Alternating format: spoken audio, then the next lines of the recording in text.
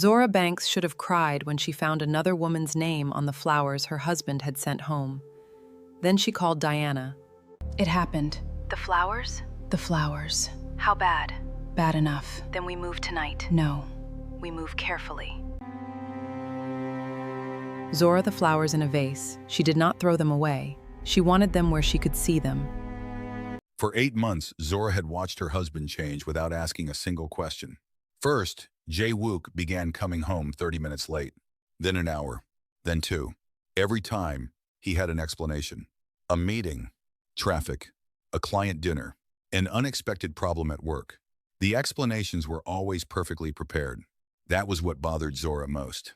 One evening, she had watched him enter the house, loosen his tie, kiss their children, and place his phone face down on the kitchen counter. He had never done that before. She looked at him. He smiled. "You okay?" "I'm fine." "You're quiet." "I'm tired." She smiled back. That was the moment Zora understood something about herself. She could lie too. Not because she enjoyed deception, because she had finally realized that the truth was dangerous when revealed to the wrong person. The next morning, she bought a laptop with cash. She created a new email address. She opened a private bank account, and she typed one word into a blank document. After. She did not know exactly what the ending would look like yet. She only knew she needed an ending that belonged to her. Zora had moved from Atlanta to Seoul 6 years earlier for Jae-wook. She had learned Korean. She had learned his family's customs.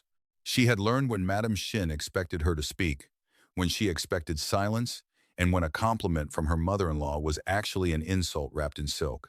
The Shin family had never wanted an American daughter-in-law. Madam Shin had made that clear before the wedding. But Zora had married Jae-wook anyway. For 6 years, she had given them exactly what they wanted to see. A gracious wife, a devoted mother, a woman grateful for the life they had given her. They believed she depended on them. That belief was about to become their greatest mistake. The first person to notice what Zora was doing was Diana Park. They had met at a Seoul networking event neither woman wanted to attend. Diana was a financial analyst who understood something Zora had never been taught properly. Money was not simply money. Money was freedom. Money was leverage. Money was the difference between saying, "I have to stay," and saying, "I can leave." 3 weeks after Zora created the document, she met Diana in a quiet cafe. Diana placed a folder on the table. "You need independent income." "I know. You need independent accounts." "I already opened one." Diana looked up sharply. "Good. And I need a lawyer." "Better." Zora leaned forward. "How long?" Diana hesitated. "To do this properly?" "Yes. 18 months." Zora looked through the window at the Seoul traffic moving beyond the glass. "Then 18 months. Diana shook her head. "You don't understand. 18 months means no mistakes, no sudden changes, no emotional decisions. If Jae-wook suspects anything, everything becomes harder." Zora closed the folder. "He already suspects nothing." "You're sure?" Zora smiled faintly. "That is the one thing I'm sure about." But neither woman noticed the black sedan parked across the street. Inside it, a man was watching the cafe, and he had been watching Zora for 3 days. The flowers had arrived 4 months later. And now, for the first time, Zora understood why. She returned home that evening and found Jae-wook in the living room. He looked at the vase, then at her. "Those flowers," he said. Zora paused. "Yes? They were delivered here?" She studied his face. There was no surprise in his voice. Only fear. Zora slowly smiled. "Yes." Jae-wook looked away. And that was when she knew the flowers had not been a mistake. He knew exactly who sent them. The question was why. Zora walked upstairs, closed the bedroom door, and opened her laptop. She added a new line beneath the word after. "Accelerate." Then her phone vibrated. A message from Diana. "Don't trust anyone. We have a problem." Zora stared at the screen. Another message appeared. "He knows about the account." Her fingers stopped above the keyboard. For the first time that night, the calm expression disappeared. She called Diana. No answer. She called again. Nothing. Zora looked at the bedroom door.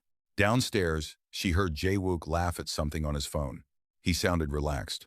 Relieved. Zora closed the laptop. If he knew about the account, then someone had talked. And if someone had talked, the 18-month plan was no longer safe. She stood, slipped the laptop into a locked drawer, and walked downstairs. Jae-wook looked up. Everything okay? Zora smiled. Everything is fine. He smiled back.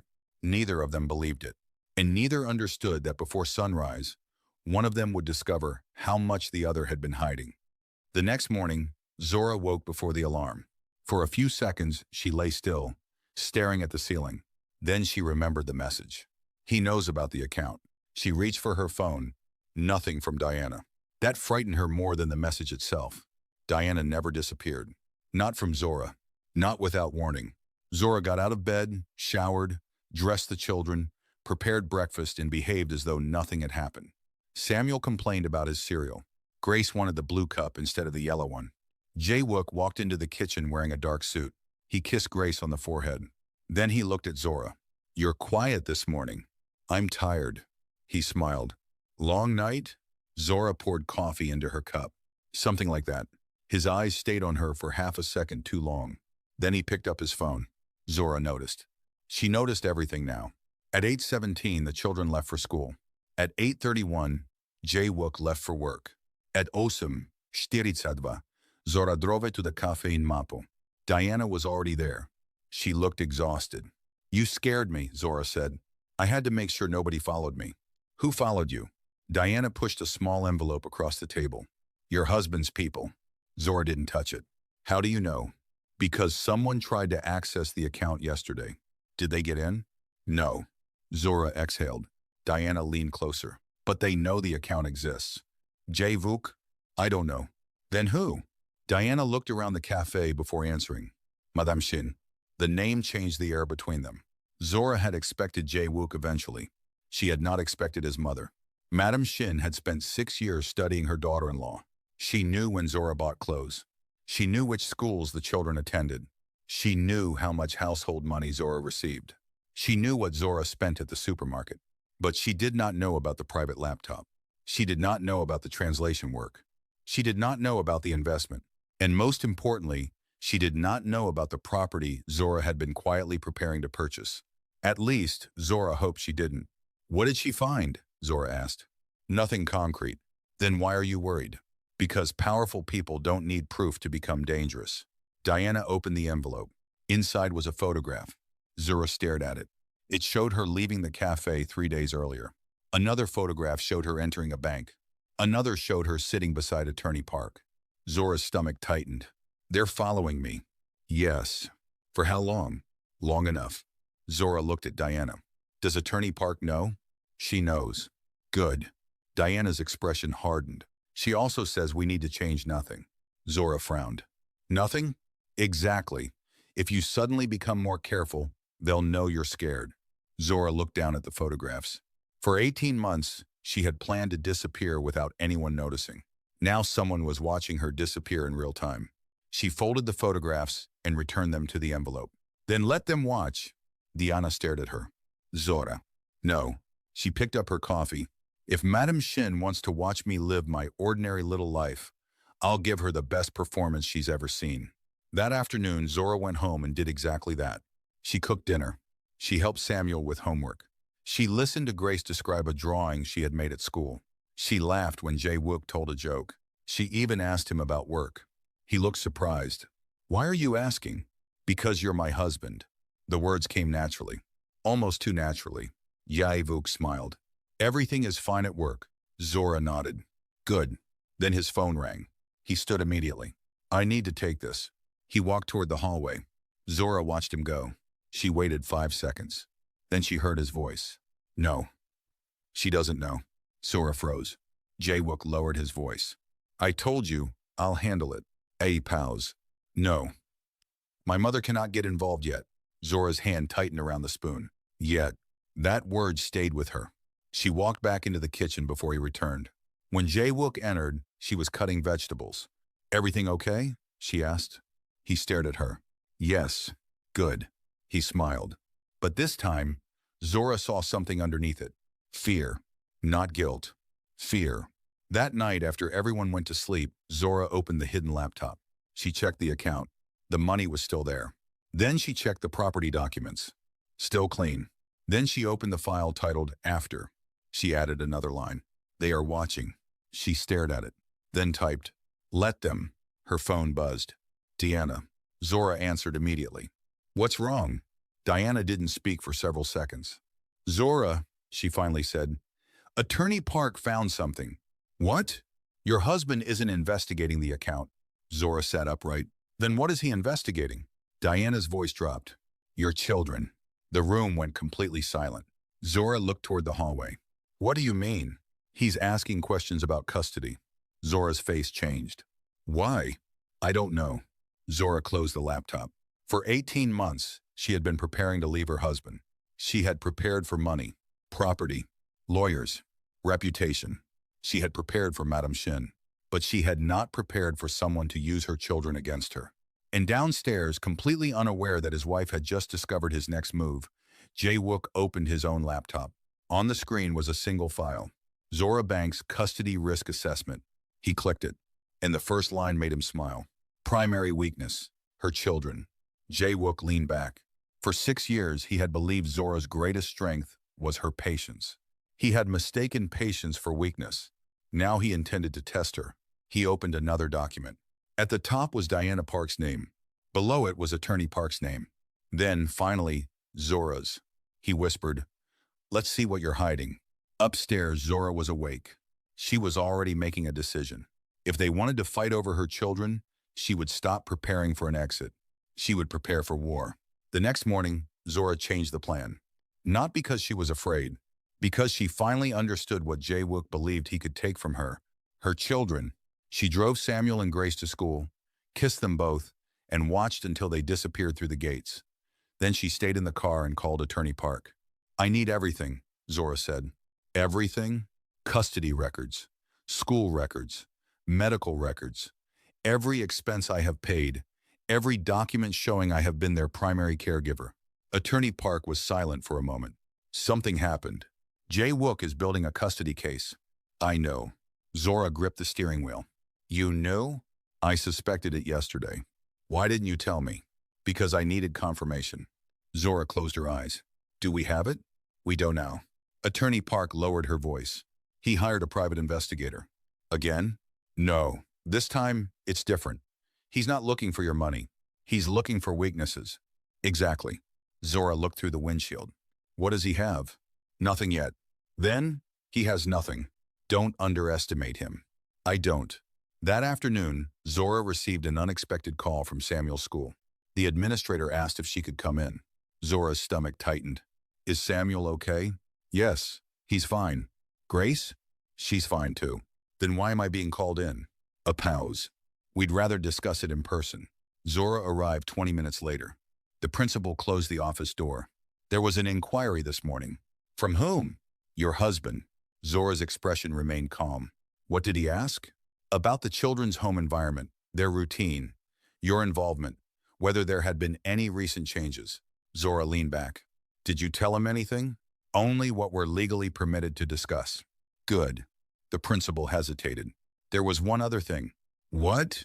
He asked whether the children had ever expressed fear of moving. Zora's fingers tightened around her handbag. Did they? No. Thank you. She stood. Outside the office, she stopped. For 1 second, anger threatened to overwhelm her. Then she remembered what Diana had taught her. Never react where someone can record the reaction. So Zora walked to her car. She closed the door and screamed. Only once. Then she wiped her eyes and called Diana. He's already touching the schools. Diana exhaled. Then we accelerate. No. Zora, we don't accelerate. Why? Because that's what he wants. Diana went quiet. Zora continued. If I suddenly move money, change accounts, change schools, or behave differently, he gets exactly what he needs. And what do? We let him think he's winning. That evening, Zora returned home with groceries. Jae-wook was waiting in the kitchen. You had a meeting at the school. Zora placed the grocery bags on the counter. Yes. With the principal. Yes. What did you discuss? Samuel's reading. Jae-wook studied her. That's all? Zora looked at him. What else would we discuss? He smiled. Nothing. She turned toward the refrigerator. Good. Jae-wook stepped closer. Zora. She stopped. Are you happy? The question caught her off guard. Not because she didn't know the answer, because she knew he was testing her. I have children, she said. I'm grateful for them. That isn't what I asked. Zora turned. Then ask the question you actually mean. For the first time, Jae-wook's expression hardened. Do you still love me? Zora stared at him. 6 years ago, she would have answered immediately. Now she understood that some questions were traps disguised as vulnerability. I don't know, she said. Jae-wook looked disappointed. That's honest. No, Zora replied. It's careful. She walked away. That night, Madam Shin called.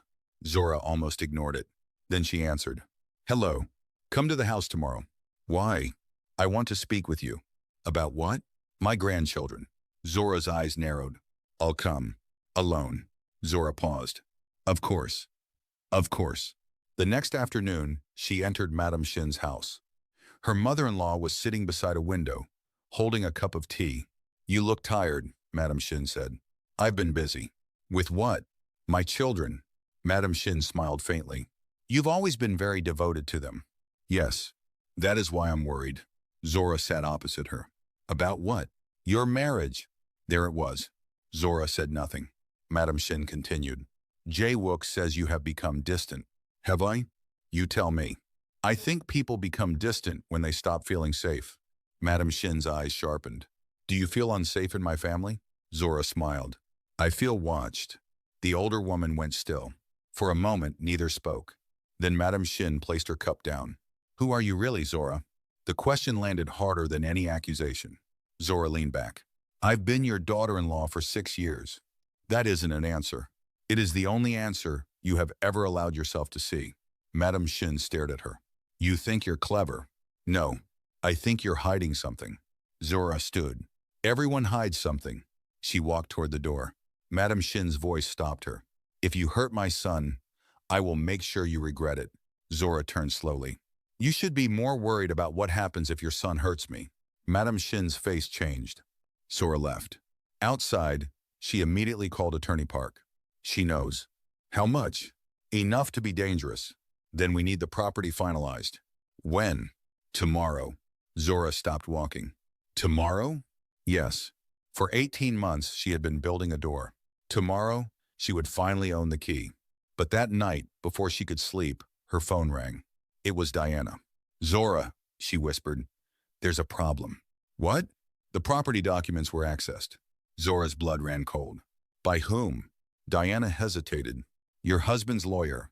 Zora looked toward the sleeping children. Then at the laptop hidden inside the locked drawer, she finally understood. The war had already begun. She opened the drawer, removed the laptop, and stared at the document titled After. 4 months ago, it had been a plan. Tonight, it became evidence. Zora typed, protect the children first. Everything else comes second. Then she closed the laptop and turned off the light behind her. By sunrise, Zora had made her decision. She would not run. She would not confront Jae-wook. And she would not give Madam Shin the satisfaction of seeing her panic. She would let them believe they had finally cornered her. Then she would close the door behind them. At 8:10 that morning, Attorney Park sent one message. Confirmed. The property was officially hers. Zora stared at the word for several seconds. After 18 months of planning, worrying, working, and pretending, the first part of her escape was no longer a plan. It was real. She called Diana. It's done. Diana exhaled. Then we can breathe. No. Diana laughed softly. You're never going to breathe, are you? Not until my children are safe. 3 months later, Jae-wook came home on a Friday evening. He looked different. Not angry. Not nervous. Prepared. Zora knew immediately. He walked into the kitchen, placed his briefcase on the floor, and sat across from her. We need to talk. Zora closed her book. Okay. I've been thinking about this for a long time. She said nothing. I don't think this marriage is working anymore. Still nothing. I've been unhappy. Zora watched him carefully. I think we should separate. He expected tears. He expected questions. He expected the woman who had spent 6 years adjusting herself around his family to finally break. Instead, Zora simply nodded. Okay. Jae-wook blinked. Okay? Yes. You understand what I'm saying? I understand. He leaned forward. Zora, I'm serious. So am I. She picked up her phone. I'll have Attorney Park contact your legal team next week. His expression changed. Attorney Park? Yes. You already have an attorney? Zora looked directly at him. I've had one for 2 years. Silence. Jae-wook slowly sat back. What have you been doing? Preparing. For what? For this. She opened her laptop. Jae-wook stared at the screen. Property documents. Investment records. Independent accounts. Legal structures. Custody documents. His eyes moved from one number to another. Then he looked at her. Where did you get this? I built it. How much? Zora told him. His face went pale. That property. Mine. You bought that? 22 months before you asked for this divorce. He stared at her. You planned this? I planned for the possibility that one day I would need a life you couldn't control. His voice became sharper. Who helped you? People who believed I deserved to have choices. Diana? Zora said nothing. His silence became louder than his anger. Then he whispered, How long? 18 months. Jae-wook looked at her as though he were seeing her for the first time. You never loved me. Zora's expression softened. I did. Then why? Because loving you didn't mean abandoning myself. He looked down at his hands. What about the children? Zora immediately became serious. The children are protected. I'm their father. I know. You can't just take them. I don't want to take them from you. Then what do you want? I want them to have stability. I want them to know that whatever happens between us, they are loved. Jae-wook looked at her. For the first time that evening, his anger disappeared. I didn't know you were unhappy. Zora gave a small, tired smile. You never asked. The divorce process began. Madam Shin attacked first. Her lawyers examined the property, the accounts, the investment, the translation income, every document Zora had created, every transfer, every contract, every decision. They found nothing they could use. Attorney Park had prepared for every question before it was asked. Weeks later, Madam Shin called Zora herself. I don't understand. Zora sat quietly in the cafe where she and Diana had planned everything. I know. You were dependent on my family. No. You lived in our house. Yes. You used our money for household expenses. Madam Shin's voice tightened. Then how did you build all of this? Zora looked through the cafe window. Quietly. You deceived us. Zora paused. No, you underestimated me. Silence. What do you want? Madam Shin finally asked. Zora looked at Diana. Diana gave her a small nod. I already have what I want. She ended the call. The move happened on a clear Saturday morning. Samuel carried his stuffed bear into his new bedroom. Grace ran through the garden shouting that it was bigger than the old one. Zora stood in the kitchen and watched them. For the first time in years, she didn't feel like a guest in her own life. That evening, the three of them ate dinner together. Grace fell asleep before dessert. Samuel stayed behind. Mama? Yes? Are you okay? Zora looked at him. She thought about the flowers, the secret laptop, the nights at the kitchen table, the fear, the phone calls, the 18 months. She smiled. Yes. You seem different. How? Samuel thought for a moment. Like when you finish something hard. Zora's eyes filled with tears. That's exactly how I feel. She kissed his forehead. After he went to bed, Zora returned to the kitchen. She opened her laptop. The document titled After was still there. She looked at it for a long time. Then she renamed it. Beginning. She started writing. She wrote about financial independence, about preparation, about women who stayed silent because they were afraid silence meant weakness. She wrote about building a door before they needed one. Months later, Zora sat in a small community center with 8 women from different backgrounds. They had come to hear her speak. One woman asked, How did you know when it was time to leave? Zora thought about the flowers. I didn't. The room became quiet. I only knew that I needed to be ready if the day came. Another woman asked, Weren't you afraid? Zora smiled. Every day. So why didn't you stop? Because fear doesn't disappear when you wait. Sometimes you just become better prepared to move with it. She looked around the room. Don't wait until you need the door to start building it. That evening, Zora walked home through the cold Seoul streets. She passed the window of her house. Inside, Samuel was doing homework. Grace's drawing was taped to the glass. A house. A garden. 3 figures. Above them, written in a child's handwriting, was one word. Horse. Zora stopped. She stared at it. Then she smiled. She thought about the woman whose name had been written on those flowers.